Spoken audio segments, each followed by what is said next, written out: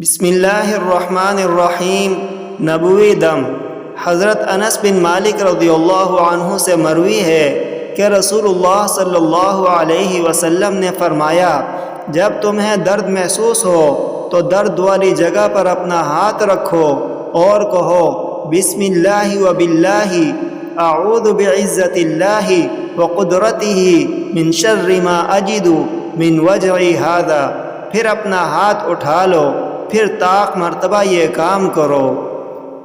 عن انس بن مالک رضی اللہ عنہ ان رسول اللہ صلی اللہ علیہ وسلم قال اذا اشتكيت فضع يدك حيث تشتكي وقل بسم الله وبالله اعوذ بعزة الله وقدرته من شر ما اجد من وجعي هذا ثم ارفع يدك ثم اعد ذلك وترا۔